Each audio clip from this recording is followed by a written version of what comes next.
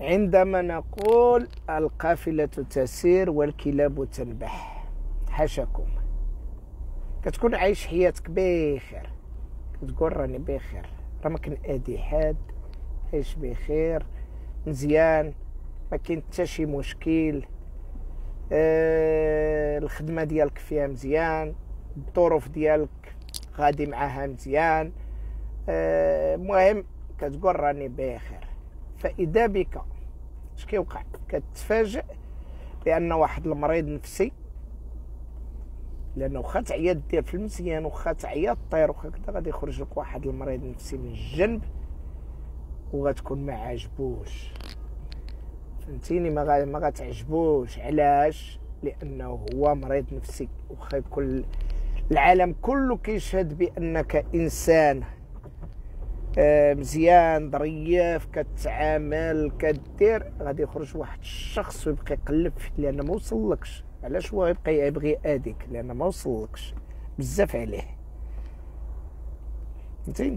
ملي كيشوف راسو ما وصلكش خصو ياديك، وباش غياديك بشي حاجه اللي ما فيكش، غادي يبدا يروج مور ظهرك اشياء ما فيكش انت، اللي ما كايناش، اللي ما درتيهاش، باش يشوه السمعه ديالك في الخدمه ديالك، يشوه السمعه ديالك في الحياه ديالك اليوميه.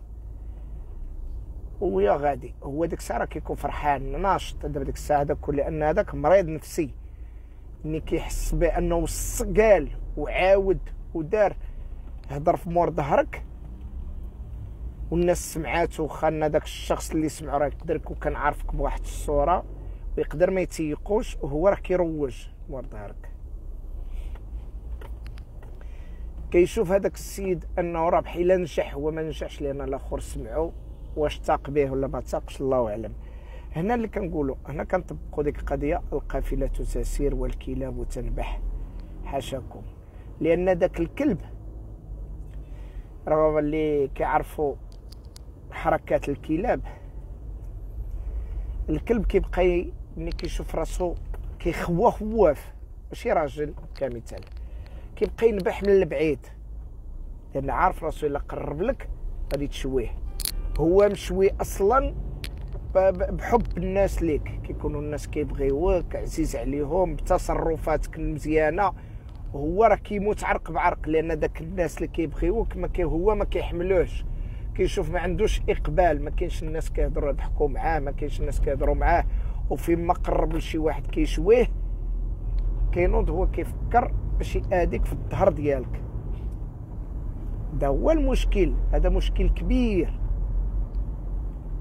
فهمتي؟ هذا مشكل كبير اللي كاين في هذا المجتمع ديالنا بعدا بالخصوص، لان الناس ما عندها شغل كتهضر لك في ظهرك.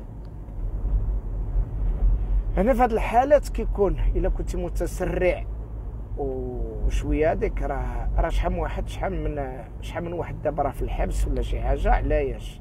لانه واحد اداه بلسانه، كيكون اداه بلسانه. وكاين شي واحد اش كيدير؟ كيكمل حياته بخير وكيتفتح في حياته، هذاك كيموت موراه، فهمتي؟ هذاك كيموت موراه، كيبقى يروج يروج يروج يروج، هو غادي غير كيروج لانه كياخذ ذنوب.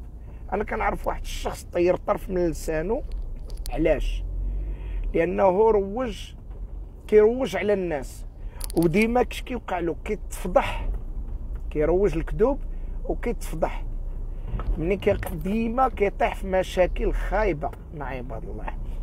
شنو في التالي قال؟ غادي ناخذ باش ياخذ العبره من راسو، باش ما يعاودش يهضر في الناس، قطع الطرف من لسانه، واخا هكاك باقي هو لان عنده مرض نفسي، كيقدر داك الهضره في عباد الله وداك الشيء كيحس هو بالانتعاش.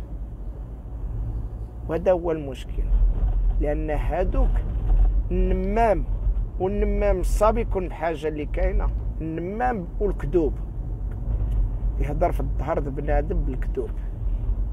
هذا هو المشكل.